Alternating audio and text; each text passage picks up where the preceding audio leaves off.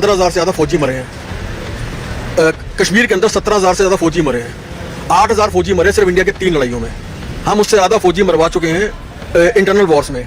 ये वॉर सबसे हुआ कहाँ से, शुरू कहाँ से हुआ?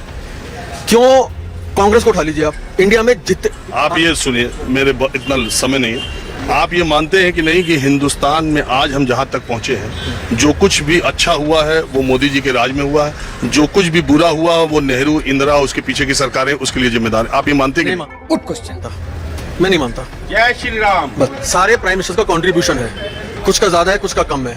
प्राइम मिनिस्टर का काम क्या है? 100% एक्यूरेसी पे काम करके देना। अच्छा छोड़िए, ये सब बहुत लंबी बहस है। मैं आज ये जली ना, तेरी भी जली ना।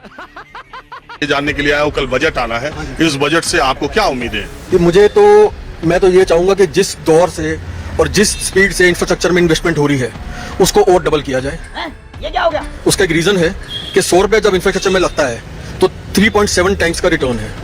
जिस कंट्री में इंफ्रास्ट्रक्चर नहीं है, हिंदुस्तान में प्रॉब्लम क्या है, बाहर की कंपनी आती क्यों नहीं है? उसका रीजन है कि जो हमारा सप्लाई चेन है, जो ट्रांसपोर्टेशन है, वो 14% जीडीपी का है। चाइना 6% पे है, यूरोप 8% पे है।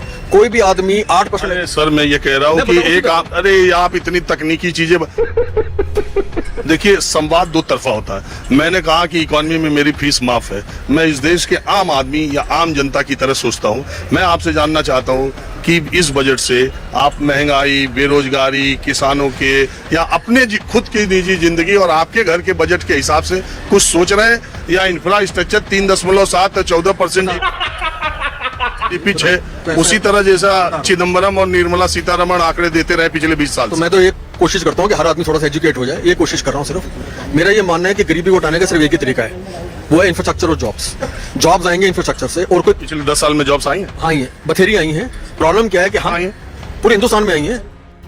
अरे 95% उत्तराखंड का बेरोजगार चल रहा है। बेरोजगारी चल रही है उत्तराखंड। 95% बीजेपी के राज में बेरोजगारी। जितने भी हमारे उत्तराखंड वाले हैं, सारे होटल उत्तराखंड छोड़ के यहाँ पे आ रखे हैं।